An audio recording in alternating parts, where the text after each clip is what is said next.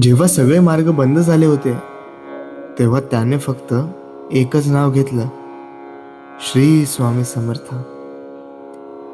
एका छोट्याशा गावात गणेश नावाचा एक गरीब शेतकरी राहत होता.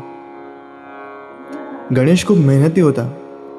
त्याच्याकडे थोडीशी जमीन होती आणि त्याच जमिनीवर त्याचं संपूर्ण कुटुंब अवलंबून होतं. त्याची पत्नी, एक लहान मुलगा आणि एक वृद्ध आई, हे चौघेही साधं आयुष्य जगत होते. गणेशची एकच श्रद्धा होती, काही झालं तरी स्वामी समर्थ माझी साथ सोडणार नाहीत. दररोज सकाळी शेतात जाण्यापूर्वी तो स्वामींच्या फोटोसमोर हात जोडून म्हणायचा, स्वामी, आजचा दिवस तुमच्या चरणी. पण 1 वर्ष गावात भयंकर दुष्काळ पडला. पाऊसच झाला नाही. गणेशच्या शेतातील पीक सुकून गेलं. घरातलं धान्य कमी होत गेलं. दिवसेंदिवस परिस्थिती कठीण होत गेली. एक रात्री त्याच्या मुलाने आईला विचारलं, आई, उद्या जेवायला काय आहे? आईकडे त्याला देण्यासाठी उत्तरही नव्हते. गणेश हे सगळं ऐकत होता. त्याच्या डोळ्यात अश्रू आले. तो घराबाहेर पडला आणि गावाच्या मंदिराजवळ जाऊन शांतपणे बसला. आकाशाकडे पाहत तो म्हणाला, स्वामी, मी आजपर्यंत कधी तुमच्याकडे काही मागितलं नाही, पण आज माझ्या मुलासाठी मागतोय. त्याला उपाशी झोपून देऊ नका. त्या रात्री त्याने खूप वेळ स्वामींचा जप केला, श्री स्वामी समर्थ, श्री स्वामी समर्थ. शेवटी तिथेच त्याला झोप लागली. पहाटे त्याला एक विचित्र स्वप्न पडलं. स्वप्नात एक तेजस्वी व्यक्ती त्याच्या समोर उभी होती. त्यांनी फक्त एवढं सांगितलं, उद्याच्या सूर्योदयापूर्वी तू या शेताच्या पश्चिम बाजूला जा. इतकं बोलून ते अदृश्य झाले. गणेश अचानक जागा झाला. त्याला स्वप्न स्पष्टपणे आठवत होते, पण त्याच्या मनात प्रश्न निर्माण झाला, हे खरंच स्वामीच संकेत देत होते का? तरी त्याने श्रद्धेने दुसऱ्या दिवशी पहाटे उठण्याचा निर्णय घेतला.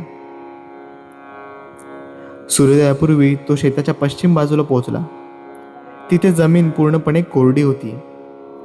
त्याने आजूबाजूला पाहिलं, काहीच दिसत नव्हतं. तो निराश होऊन परत फिरणार इतक्यात त्याला पायाला जमिनीखाली काहीतरी कठीण वस्तू लागली. त्याने माती बाजूला केली. तिथे एक जुना दगडी बांध दिसला. गणेशला आठवलं की त्याच्या आजोबांनी काहीतरी या भागात एक जुनी पाण्याची वाट असल्याचं सांगितलं होतं. त्याने गावातील काही लोकांना बोलावलं. सगळ्यांनी मिळून तिथली माती काढायला सुरुवात केली.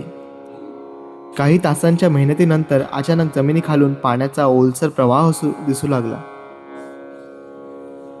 गणेशच्या डोळ्यात आनंदाश्रू आले. जुनी पाण्याची वाट साफ केली गेली आणि काही दिवसात त्याच्या शेताला पाणी मिळू लागलं.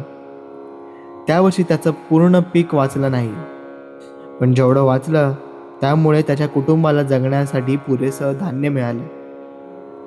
गणेशने हात जोडले आणि म्हणाला, स्वामी, तुम्ही माझ्यासाठी आकाशातून पैसा पाडला नाहीत, पण माझ्या डोळ्यासमोर बंद झालेला मार्ग उघडून दिलात.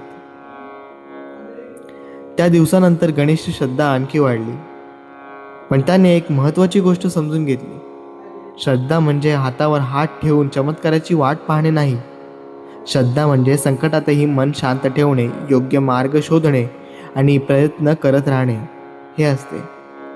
मित्रांनो, आपल्या आयुष्यातही कधीकधी अशी वेळ येते जेव्हा आपल्याला वाटतं आता काहीच मार्ग उरलेला नाही, पण कदाचित मार्ग संपलेला नसतो. आपल्याला तो अजून दिसलेला नसतो. म्हणून संकट कितीही मोठं असलं तरी निराश होऊ नका.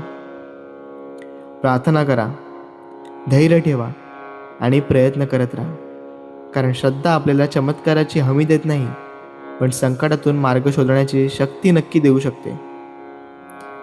जर व्हिडिओ आवडला असेल तर व्हिडिओला लाईक करून कमेंटमध्ये श्री स्वामी समर्थ नक्की लिहा आणि चॅनलला सबस्क्राईब करायला विसरू नका. श्री स्वामी समर्थ.